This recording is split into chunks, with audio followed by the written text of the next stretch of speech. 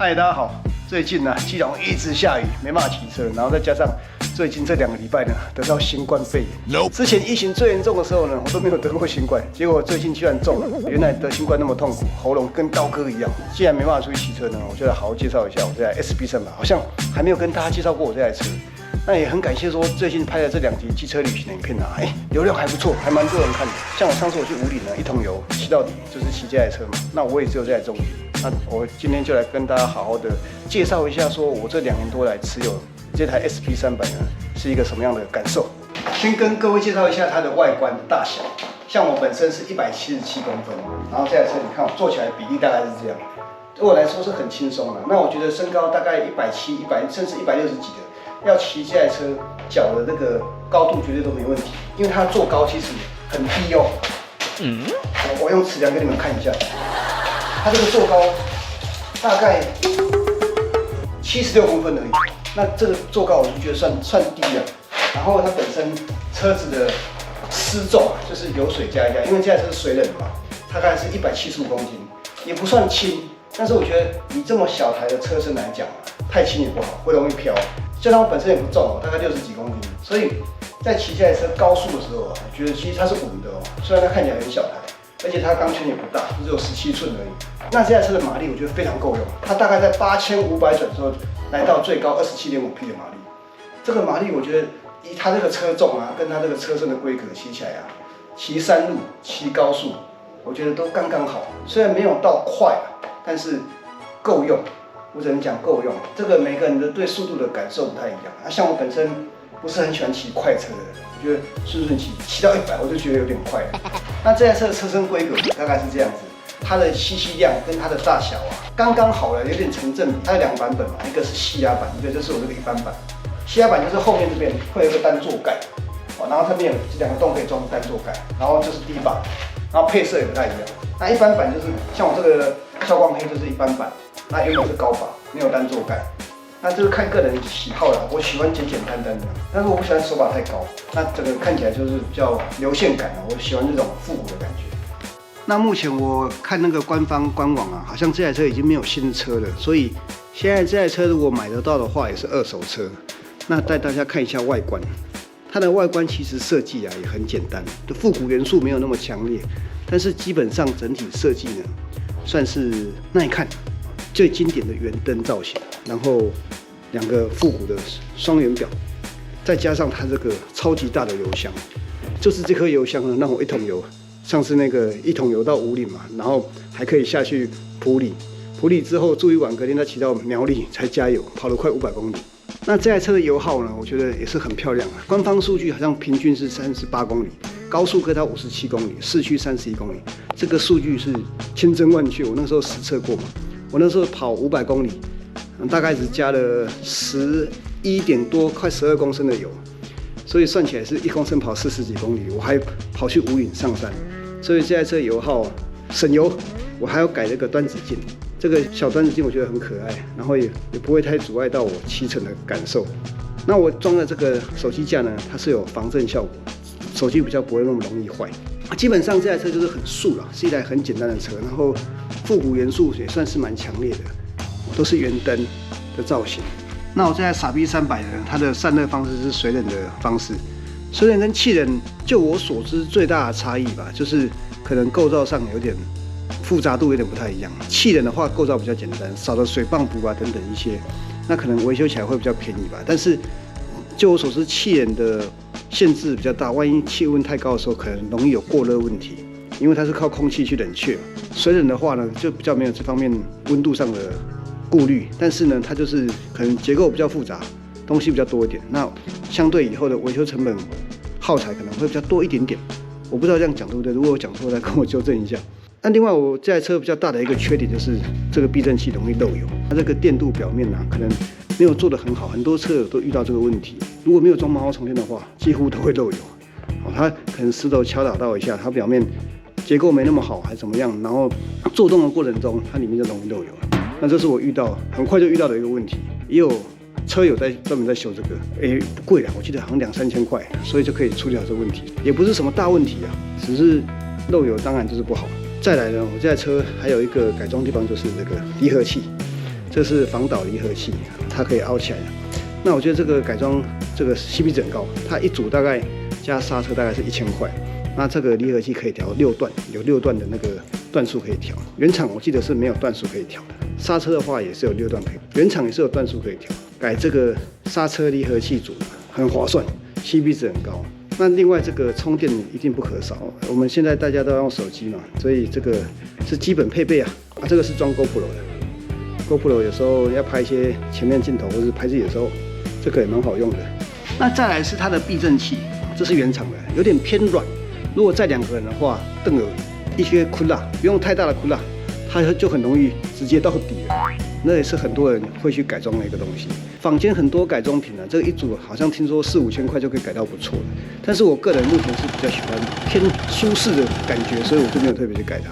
而且一般我都是一个人在骑，比较少会有处理的情况，除非撞到比较大的窟窿。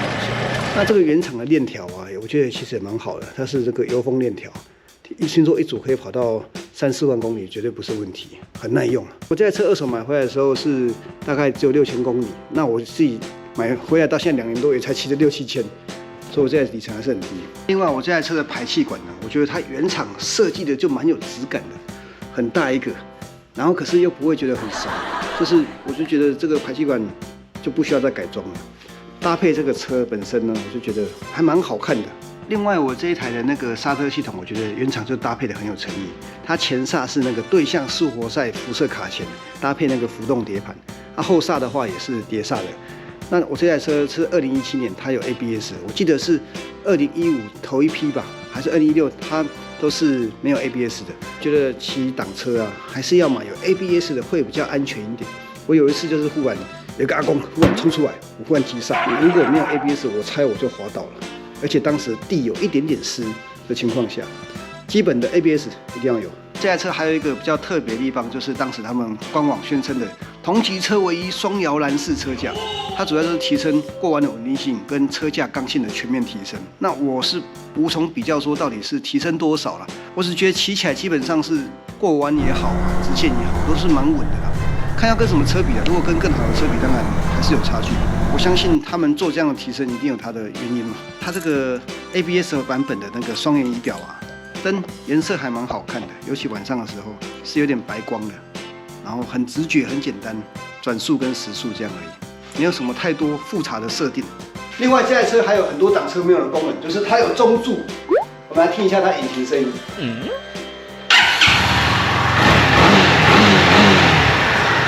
这台车虽然是300cc 单缸的，但是我觉得它声音还算是蛮有质感的，略带一点低沉。以这个价格、这个级距来讲，我觉得算是声音是好听的。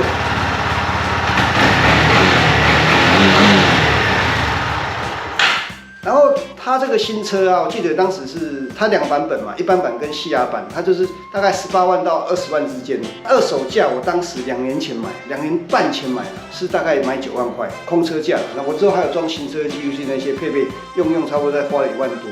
这台车我觉得算是很保值，它到现在，它2017的嘛，2年多前买，到现在2023年快年底了。它居然还有8、9万块的一个价值，就是它几乎没有什么跌。这种车可能跌到一个程度，大概就是这样。以我个人的2年多来的一个持有的心得啊，就是很好用，有路权，然后没有太多的负担，它就很像一台125野狼那种感觉，是比较重的野狼，就这样而已。然后有路权，这是最大的好处。对了，我这边还有装一个小小的杯架，装在这个引擎保杆的上面。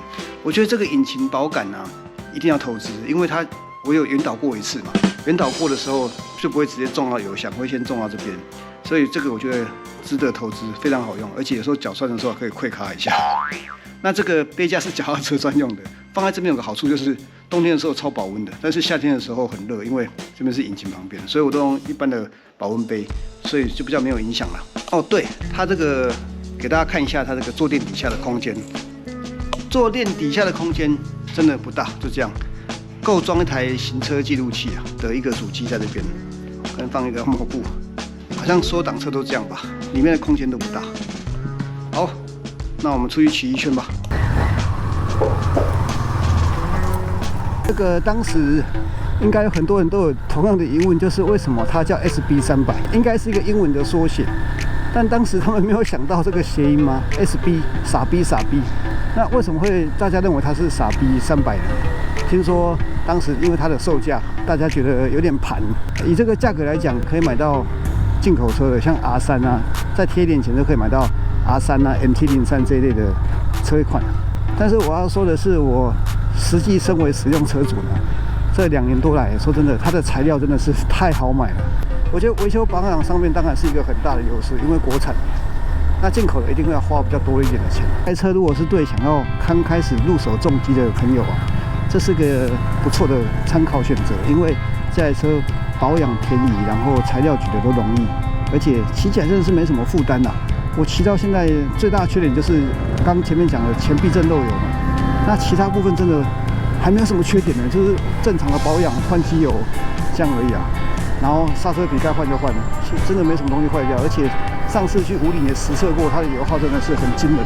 重点是我觉得它骑那么远，你看那天我们骑了10几个小时，居然不会很累。我想是可能是因为它车子好操控吧，不会很重，然后车时又不大台，所以骑起来是我觉得整个过程是很轻松的。男生女生来，我觉得都可以驾驭。如果各位觉得我对这台车有什么地方没有补充到的话，不管是好的或不好的，那都请告诉我一下，或在下方留言，大家我们来讨论一下，这台车是不是有更多优点还是缺点呢？那优点就是当然路权啦，然后省油，然后保养便宜。那我觉得这对我来讲是最大的优点，因为经济实惠嘛。